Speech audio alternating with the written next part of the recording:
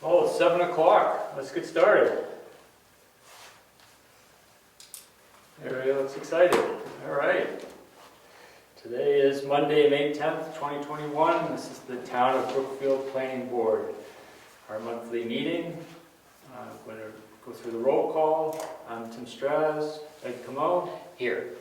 Terry Ward. Here. John Mayer. Here. Gus Stratton.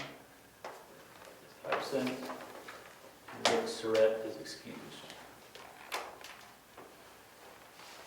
We won't appoint any alternates. Do we have any public comments? Seeing no public comments, we'll move on to correspondence, of which we have none. Moving on to minutes. Did everybody have an opportunity to review the minutes from April 12th? Yes. Yes. Is there a motion to accept the minutes at all? I'll make a motion, we accept the minutes from April 12th. I'll second. Is there any discussion? Seeing none, all those in favor of approving the minutes, say aye. Aye. Opposed? Minutes are approved. Skill building. So I sent along Article 6, manufactured housing from our zoning, which is a very short section referring to a couple RSAs. Are there any questions or comments or thoughts around it? No flags went up for me, I mean, I didn't notice anything.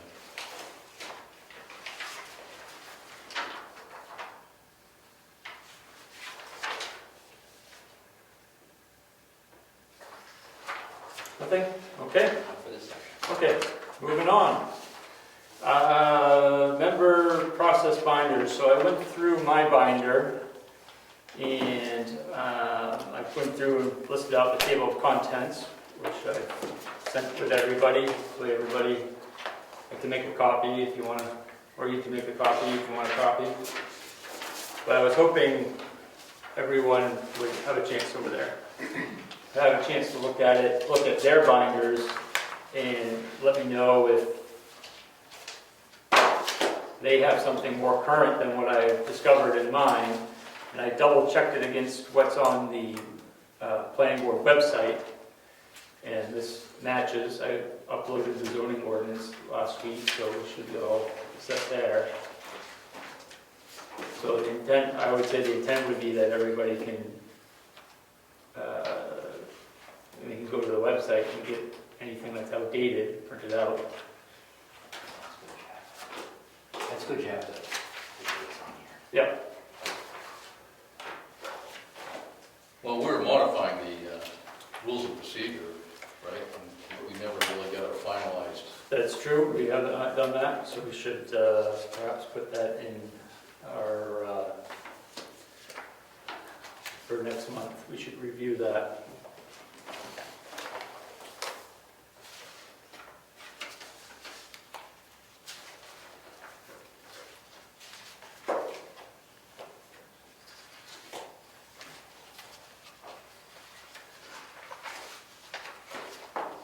John, do you need a copy of this? Are you all set? Or? I printed it Okay. out, I'm just trying to double check. Okay. So I would say if people see things that are newer than what I have listed on the list, just let me know so I can try to sort out where that document is and make sure that the website is updated with the current and make sure it's as it should be. So I would hope that we could all, whole punch this and stick it in your binder, and that way we can kind of keep track of where things are at.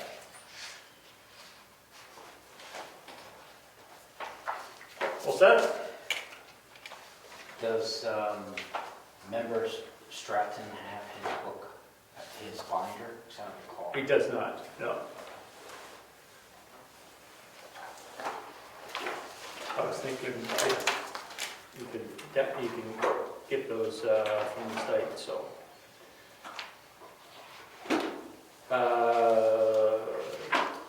New business, conditional use permits. So last meeting, we met, we're going to have a public hearing on conditional use permit for Moose Mountain LLC for their July event, of which they withdrew the application. And we had what I thought was a fairly healthy discussion with them, understanding the community concerns, and they could hear some feedback and we could hear from them some of the challenges. So I think that kind of leads us to trying to look at how a conditional use permit is,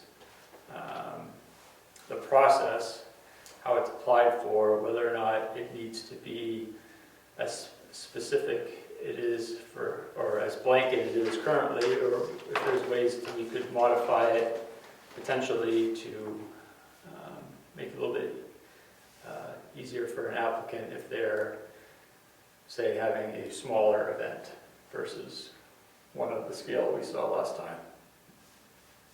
So I'm open to discussion, people's thoughts from last month. Is that, yes, sir? So we're going to brainstorm a little bit? We are going to brainstorm. Okay. My idea would be to have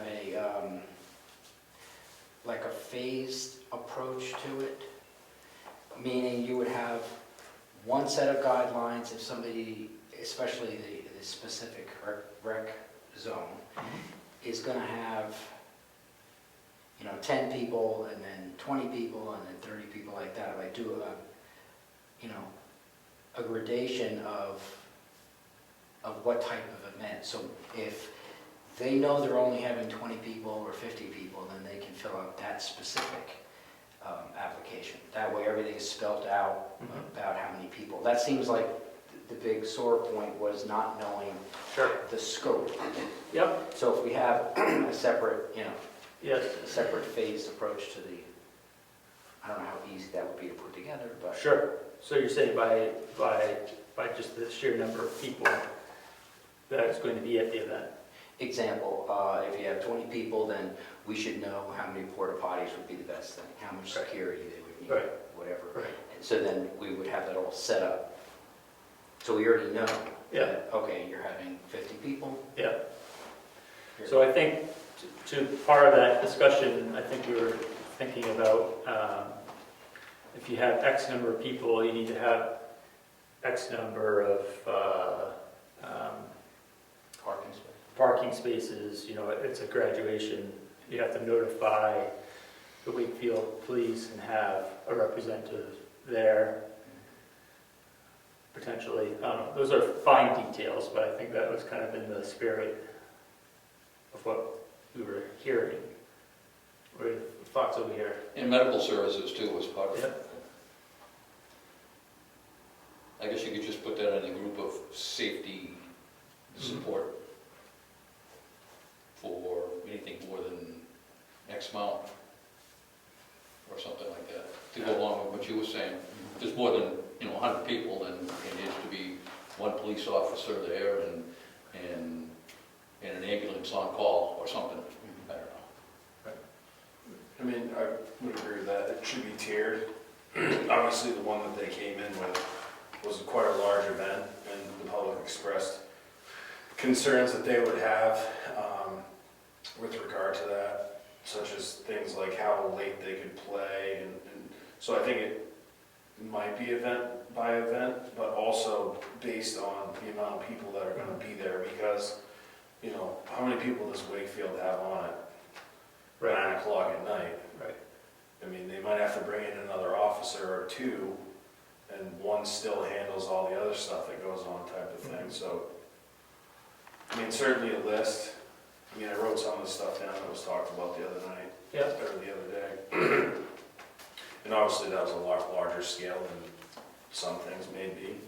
But if we do have a checklist of things that people have expressed concerns about and would be stipulations that would come forward based on certain events, then they would know what they would need to do, and it would simply be an application, and it would make it faster for them, I guess. Right. To be, especially to be able to notify the people that are planning on being there, because they could say, this is what's required to do that event here, Right. and make it easier for them.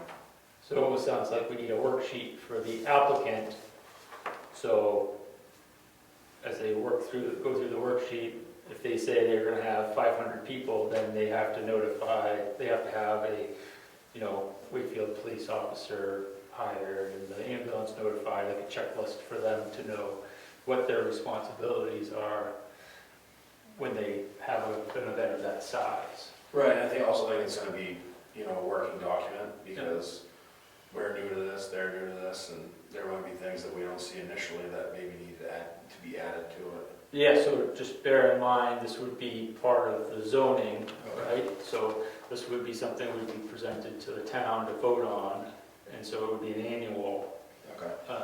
thing we would do. But I think that's good. Go ahead, Ed. And I just thought of this now, and I guess I could look it up. I wonder what Wakefield's conditional use permit looks like? I just wonder, because we're going to be using the Wakefield emergency. Well, I think part of the discussion would be that the taxpayers shouldn't be paying for services to monitor an event, a private event, right? Because right now we have a contract with the town for the services, which I think it would not be wise or ethical to think that we would expect them to provide police and ambulance services for free on the taxpayer dime to support a private event. I don't know. Absolutely. No doubt. I mean, they should be able to, provide their own services. If it's a certain size Right, event. right. I mean, that should be part of the requirement, to get the permit. So currently, as we have it spelled out, it's a pretty lengthy document. I think we kind of have to go through it, rewrite the way it's currently set up, because one of the issues that I foresaw with having that public hearing is at the end of the public hearing, how do you list out all the conditions and say, we give you the stamp to say you can go forward with this event, we need to check back at X date to make sure these conditions are met and set up in order to go forward.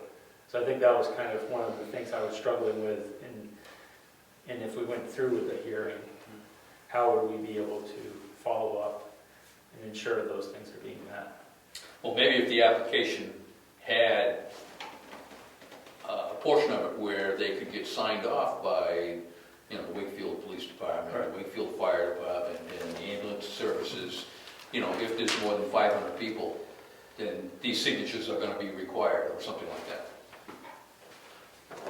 And, X amount of porta potties, or whatever. I mean, that can just be all part of the application. That way they can take care of all that stuff, so when they come in with the application, it's all done. Yep.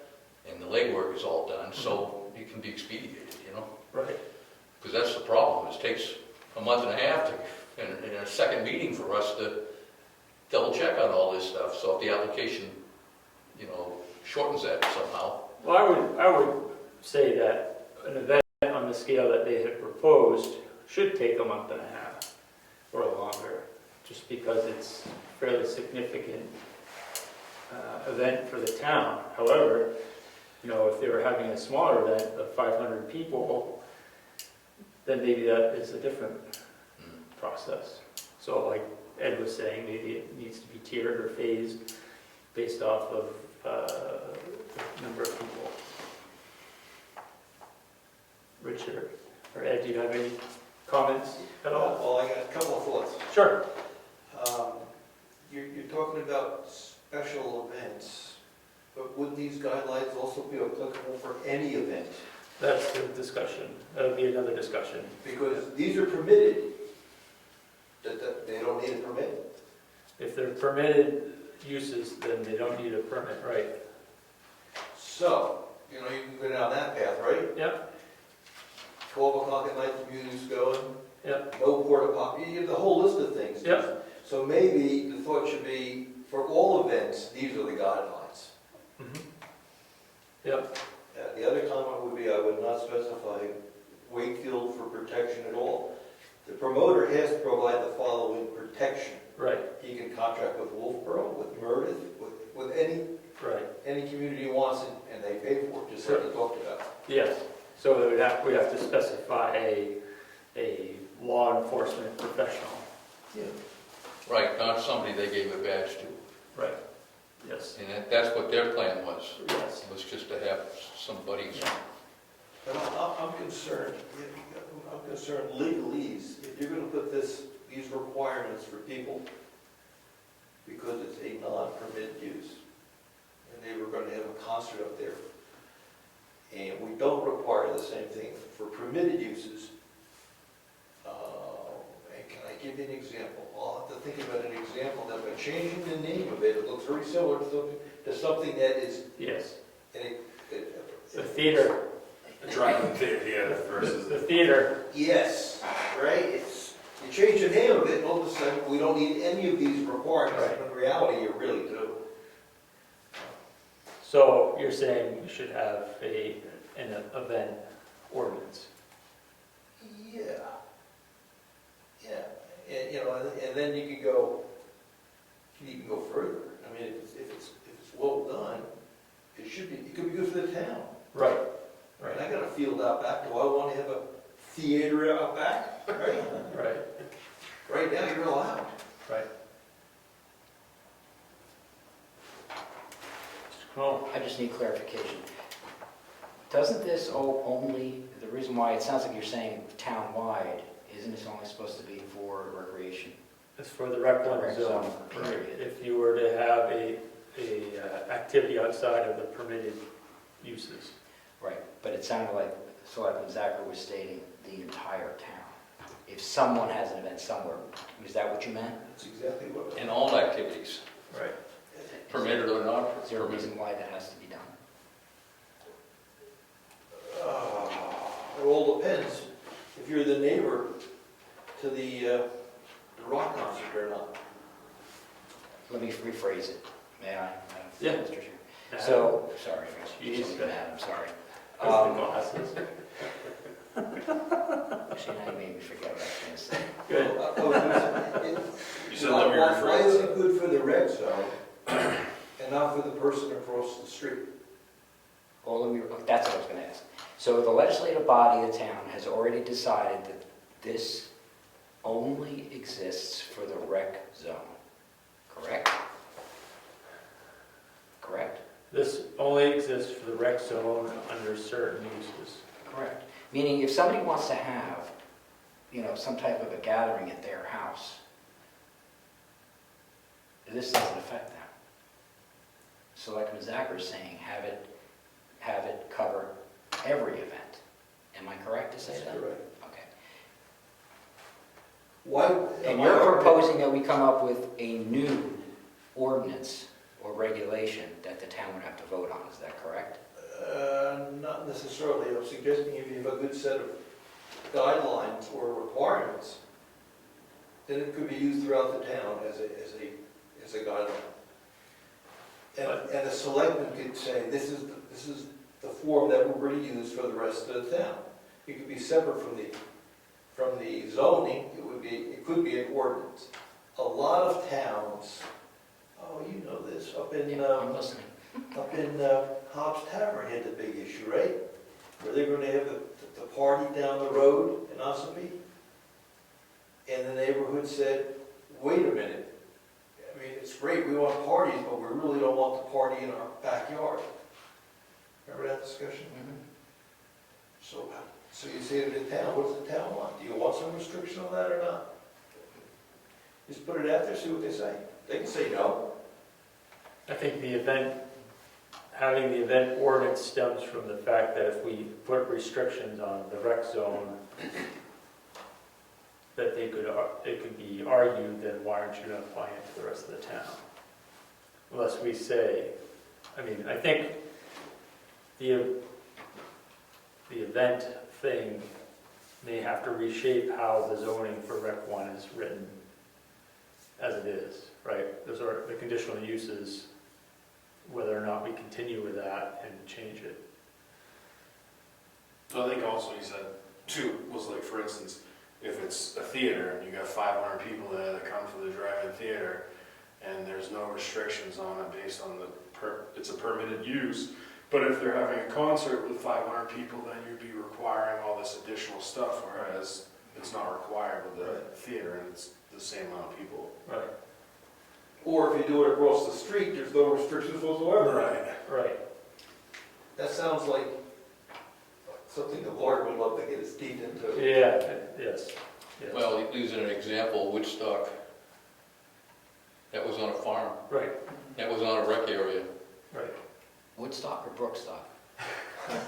Did you say Woodstock, Oh, Woodstock, New York. I mean, I know, granted, you probably weren't even born then, but that was on a farm. It was not a rec area. I'm familiar with the. Well, I'm sure you are.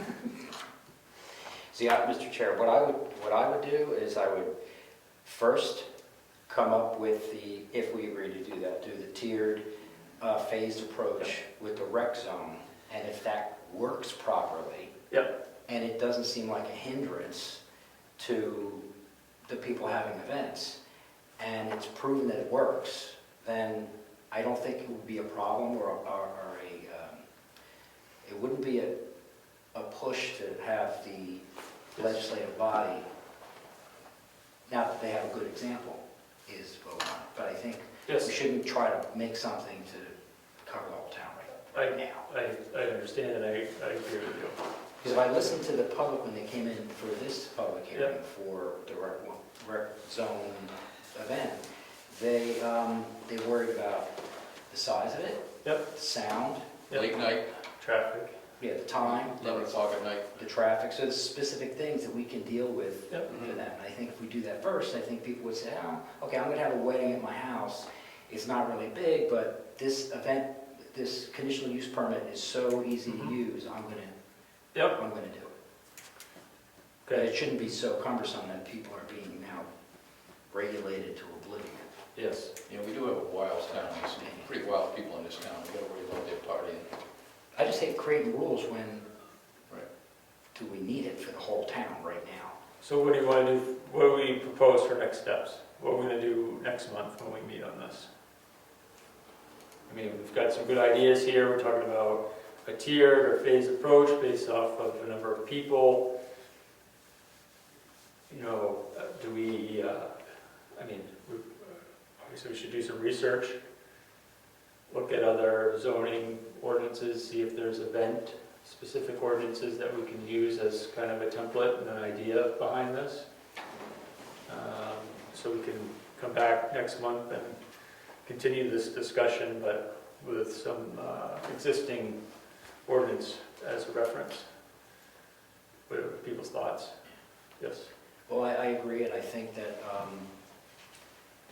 we should first come up with some, like before we leave here, just very quickly come up with, if we do by population, the amount of people that are going to show up, will it be 4 separate applications for the amount of people, and then maybe divided it by type? Because if it's music and now sound is involved, and that has to take another route, so. Well, that's where I'm wondering if we look at some other communities and see what they have, if that might help guide us, because they've obviously been through the legalese of what it needs to say, and perhaps that may help direct us.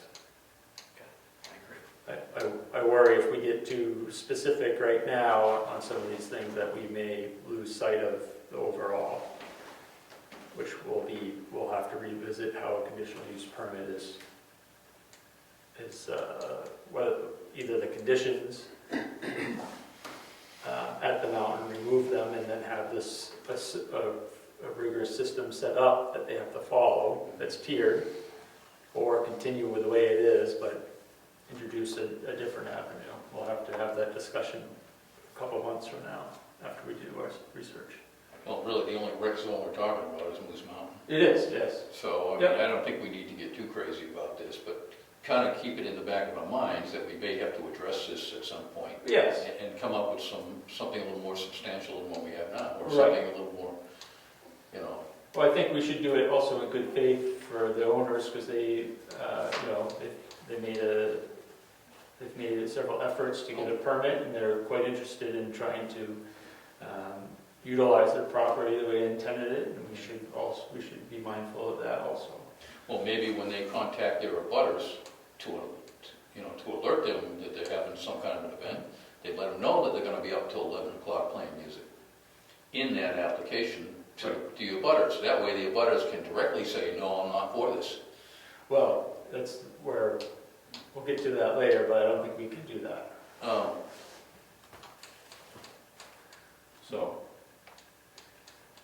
So let's do that. So let's close out this section of the meeting, and let's say that next month, let's have everybody do a little research on some other zonings in the state. Maybe there's something in the RSAs regarding that, and let's reconvene and we'll continue that discussion. So it's conditional uses that we're working on, right? Well, that's, just in closing, when you look up conditional use permits, they can mean many different things throughout the state. They can be, it can be conditions for construction of a home or a modification of a lot. When I was looking around for information on conditional use, that seemed to be like soil remediation, things like that on lots, rather than an event ordinance. So I think that may be part of where we may be splitting from the terminology. I don't think is applicable to what we're trying to zone. What we could do is just separate the terminology out, and if it's specifically for the rec zone, just call it an event application. Right. Yes. We're not doing I think that would be more applicable. So. that. Somebody asked me, what does a conditional use Right. permit have anything to do with it? They didn't even understand what it was for. Right. So. All right, let's move on to our old business. We'll start with the personal wireless service facility. And last month we looked over the correspondence we received from the lawyer regarding rewriting the ordinance, and she made reference to OSI, the Office of Strategic Initiatives, supposed to have a model ordinance for towns to go by. So I reached out to OSI and I said, hey, can you send me that model ordinance? And they said, what model ordinance? It's on their website. What's that? It's on their, the information is on the website, that they have something. There is information on there, which they directed me to, of case studies, things of that nature, but not a foundation. But they did send me a link to an Excel spreadsheet, which is every town in the state, and it's a list of all of their ordinances, their wireless ordinances. Oh, nice. And so I printed out just from 2019 to present of what has been approved, and there's 38 towns, and I was kind of looking at it, and I looked at a couple of them just briefly, and I can send you guys the spreadsheet with the links, because they have hyperlinks to all the different towns' ordinances. And the one that I thought that I happened to click on, because I was looking for Stratford Regional Planning Commission to see if maybe that may be an avenue we need to go down, is talk to them about the ordinance potentially. And Barrington had just done theirs in 2019. Oh, And so I looked at it, and it was 2 pages. It was very brief, to the point. It was really nice. well, I have a dear friend who's a selectman in Yeah. Barrington, and I could reach out to her and see, because she's been one for probably 3 or 4 years. So If she you was would- probably on that, had something to do with it. If So you wouldn't mind inquiring as to how they came up with their No, ordinance, I'll that do would be that. very helpful, because I was impressed at how to the point it was. I can send this around in an email and people can look at it. I think it's interesting, just the number of towns. Only, I'd say, maybe 10 or so in the past year have updated them. A lot of them in Hillsborough County. Wolfboro, obviously, we know is the one from Carroll County that was most recent, so. 2 pages, huh? Yeah. That doesn't mean the industry can use it to put one up, so. No, but it is, in looking at it, it summarizes and covers a lot of what we've seen. You know, we reviewed the Wolfboro one, and it was how to put an antenna on every style of building in town, which we don't need, but I think we should perhaps look at some of these other ordinances, find out who else is doing it, perhaps you know, SRPC could help us with this. We haven't solicited them for information on this. I don't know, I think we still have some more exploring to do. What are the thoughts? I think we should, you did ask for thoughts, right? Of course, I didn't hear I know you're full of thoughts, so let's hear it. No, I'm just saying that we need to look at those. Yep. Barrington's not anything like us. No, there's 10,000 people. Yeah, It's a lot. yeah. I just went there just because we share the same regional planning commission. Is Albany there? I looked up Albany, and they were actually, theirs is older than ours by like a decade. They were like 2000 and something. Because they're the closest population, Right. I believe. Right. So, like Newington is on here, and it's population-wise. Farmington, Effingham. Effingham's a good one. It's a Yeah, it's rural too, so that might be a good fit. Bartlett. My question would be, how different are they? I mean, there's 19 there. Are there 19 unique ones, or Right, that's what I think we need to kind of look through and see. do we need our own unique one? Right, exactly. That's why I'm wondering if one of these planning commissions has been pumping them out for everyone, and that might be our way to get one. Do you be like our master plan, saying pumping out of information from the SRPC? Not exactly, but yes. Because Albany is pretty close to us in topography and population, and I just want to make sure that if we come up with this ordinance, that it is industry. So I'm with you. somebody, I understand. townspeople want service, and Yep. we don't want to come up with something that's going to, not work for Yes. the ordinance. Well, I look at it as we're still in the exploration stage of this, but I think next month we should be able, as I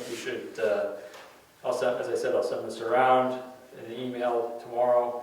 People can look at it, and next month we should probably try to figure out which direction we want to go in, whether we want to go with a rewrite by a lawyer, or if we want to talk to the Regional Planning Commission, or third option, we do it ourselves, which I think we all agreed that we don't want to do. Well, we want something that works. Right.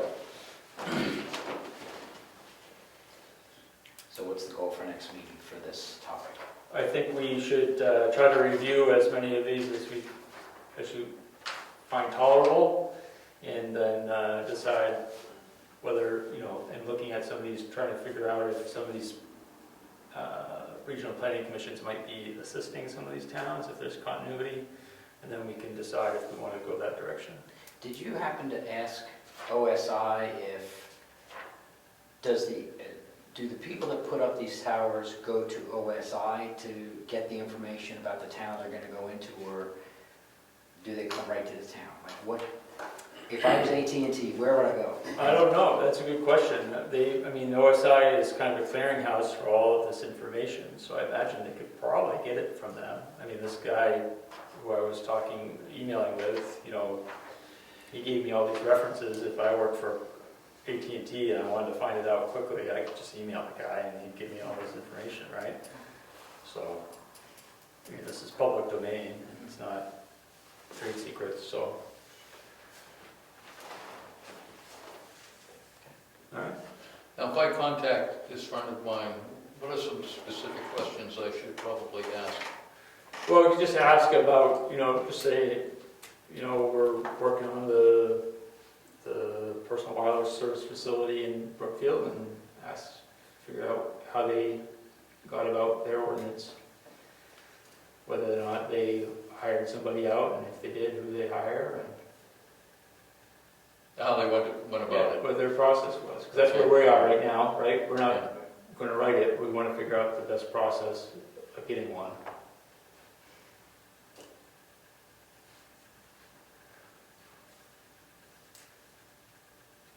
And can you ask if how many applications were actually put in to put up the towers? Who did? I don't know if this guy who I'm talking to is, I meant, oh, this guy. the selectmen. Well, I'm assuming the selectmen know, oh yeah, AT&T came in last year, you know. Oh, okay. Just so I have an idea of who's actually applying to put one up. I mean, everybody's saying they want reception, but I haven't heard anybody want to put one up. Mhm. I know they did it in Wakefield, Mhm. but I don't know if anybody came to Brookfield and asked. And did they not ask because they looked at our ordinance? I wish we knew that. You start with the ordinance, Yeah. right? If it's gonna be a battle, in my opinion, you don't fight it, go next door. Can I just clarify something? Absolutely. We've talked about this quite a bit, and I'm getting confused. So we're redoing this to allow for the correct ordinances so that someone can hypothetically put in a tower if they choose to do so. And the reason we're doing this is because people in town do not have internet. So Would that be the reason? our ordinance is from 2017, Mm. so the feeling is it needs to be updated to current standard. Okay. I think the existing ordinance is so restrictive because there are people Yeah. who are afraid of cell towers. Mm. That when the ordinance was presented years ago, it was pretty tough to get a tower in this town. Mm. I think the feeling has shifted now. I want wireless service. So I think the way the zoning is written today, you're not going to have towers in town. Right, and so the only reason I ask that is because so my personal cell phone, I have Verizon. Yeah, I have 5 bars everywhere in this town. yeah. AT&T, I'm telling you, I do. AT&T, I have one, Yeah. and it's terrible. Yes, yeah, So I think it's provider specific. right. So that was my only thought. Now, generally what happens is the suppliers don't own the towers. Right. An outside company comes in, goes Right, through they lease it. all the stuff of getting a tower erected, Mm. and then they rent space, AT&T and Verizon and Sprint or whatever, so I don't know why AT&T wouldn't put up some more antennas on existing towers. The towers are up. All right, so next meeting, we'll talk some more about this. Next item is master plan, natural hazards.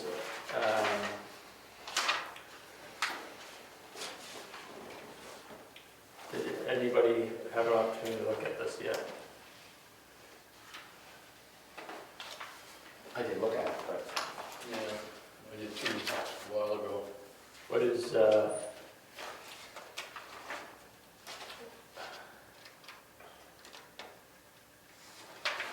what are your thoughts about the section before we go into it? can somebody define for me what it is for? If was wondering. It says the natural hazards section includes policies and implementation strategies related to preventing loss of life and property from natural hazards based on the physical characteristics, severity, frequency, and extent of any potential natural hazard in Brookfield and related risks in the built environment from these natural hazards. Does that include parts of a Chinese rocket falling to Earth? It does not include that. Okay. No, that was not thought of during this. And your insurance will not cover the Oh. damage.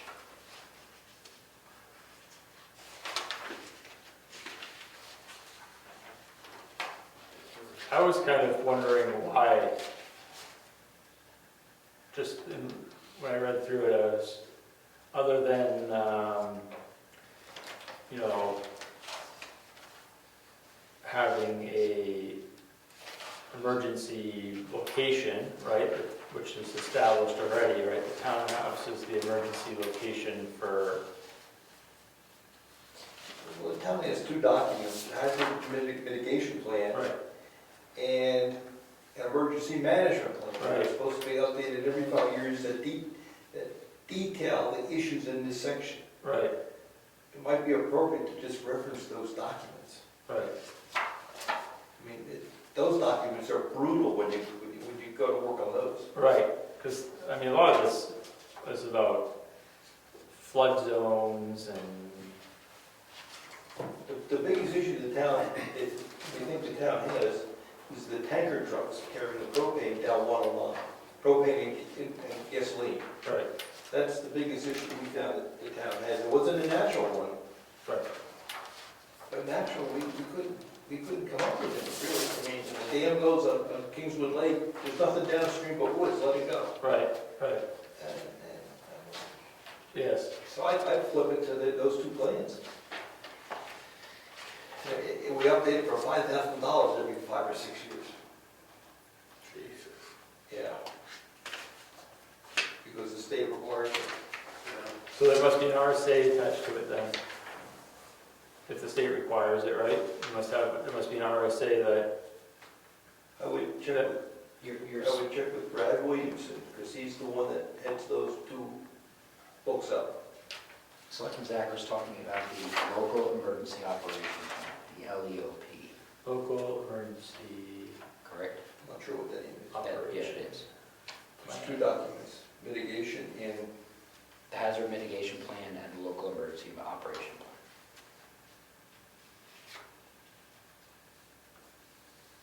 So I'm thinking that this section becomes per RSA, town should maintain the local emergency operation plan, the hazard mitigation plan, mitigate any hazards. See, the reason for the hazard mitigation plan and the local emergency operation plan is to make sure we have that in place, so if something disastrous happens, then Yeah. if the town has to go after some federal money, FEMA money, which is mentioned in here, Yeah, then, we would have no issues getting it. right, When we were going over this 2 years ago, the LEOP, that's when I found out about the FEMA and stuff like that. yeah. So is that outlined in the LEOP, the FEMA information? I can't answer that All right. directly, Okay, but I do know that Homeland Security, which is connected to the LEOP, basically said that as long as we have something like that in place, there shouldn't be any issue. Like each town is encouraged to make sure that plan is in place in case something happens. Which this sounds like this is what this is.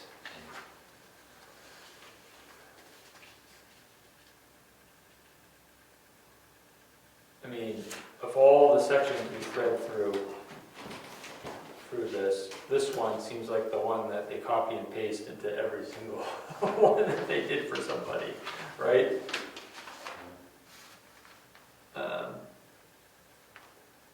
But I don't know, what are people's thoughts on, should we go through each section and slash and rewrite, or should we try to reference an RSA? It's only 2 pages, right? 3 pages. I mean, I had a ton of question marks and stuff like that, and I think if we refer back to the LEOP, that should be enough. So the intent of the master plan is to document things so that it informs the direction of the town for the next 10 years, and it can be referenced. If there was an issue, it could be it's referenced as kind of the master document, the master plan. So if there's anything in this text here that would be outside of the LEOP and the hazard mitigation plan, then we should continue to reference it. Otherwise, I think we should probably just reference it. I mean, a statement, you can make a statement saying adequate shelters for town residents. I mean, but are there shelters in place? Well, the LEOP uses the townhouse as an emergency shelter. And that's my point, you're gonna say the same thing in this document as you say in that document? Right. I mean, that should be the active, we should be saying per RSA, blah, blah, blah, maintain local emergency operation plan. That's best to, I can write something nice. Yeah, Mr. Chairman, it also says under D, it's talking about building shall or should be constructed of or in compliance with FEMA and everything else. So it's not just hazard mitigation. Hazard mitigation is mentioned in E. Yeah. It says work with the state's FEMA to have the town of Brookfield's master plan, hazard mitigation policies. So I'm not really sure why natural hazards and policies and implementation strategies. I just don't know why it's separated into 2. Well, we discussed the IBC back when we were talking about building codes and things like that, so, So like if you live in Florida, it's gonna require a certain Right. windproofness to a roof versus here, where you only need half that, because we just You don't have to get be it. the Miami-Dade County standard, yes. So, what are people's thoughts? Should we reduce it down to what we discussed, or? Yeah, I mean, I don't really have to. I mean, if you look under E, it already mentions the LEOP, basically. Yeah.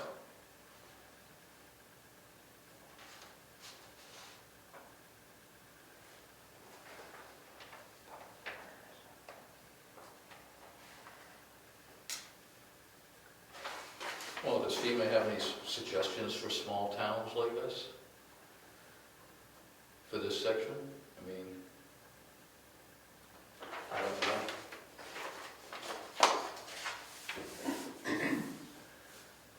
I would say the LEOP is Yeah. what they want you to have in place. All right. So let's go with that, and we can always come back and we'll have to look at this again eventually, so let's do that. So we're going to,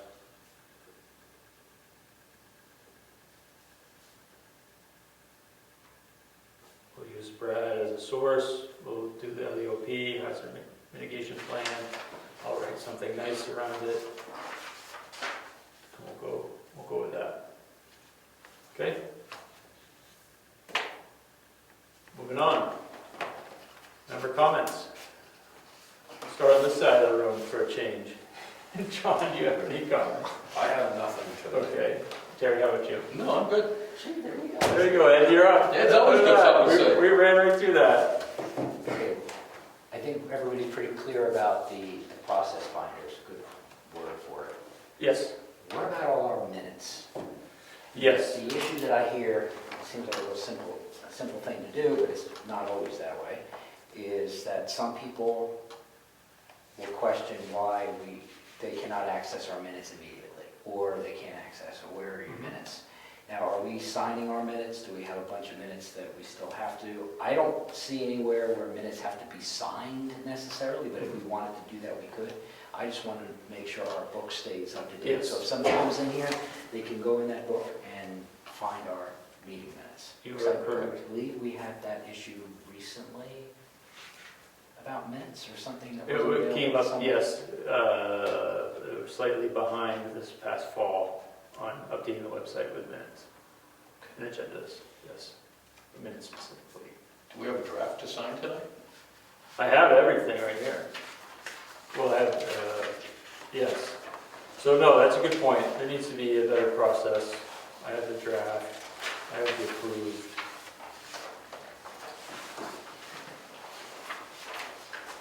I don't even remember, do we typically sign them?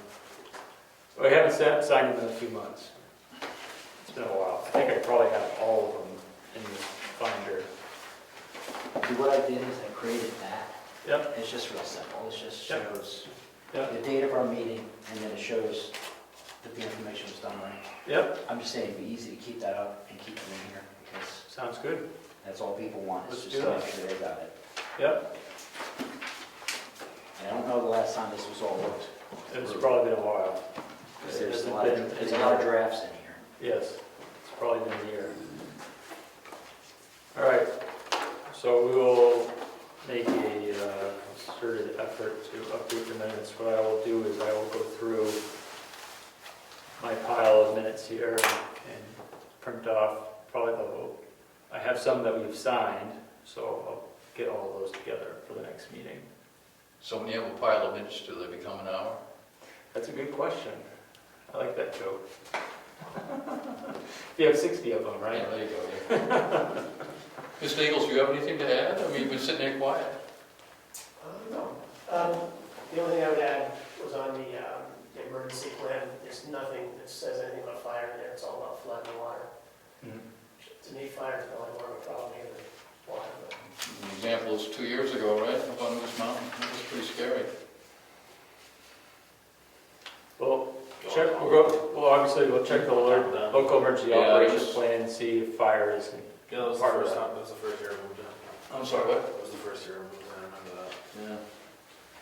Mr. Reporter, did you have any other comments? Let's see. No. All right.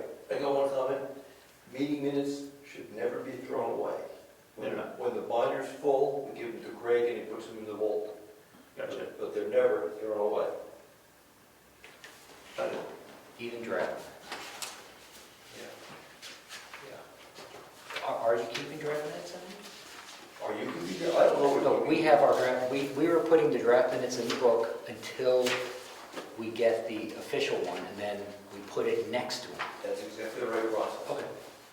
But then, when the book's out of space, You, you move them to Greg and he'll work on it. The next meeting is June 14th at 7 p.m. We're adjourned at 7:52.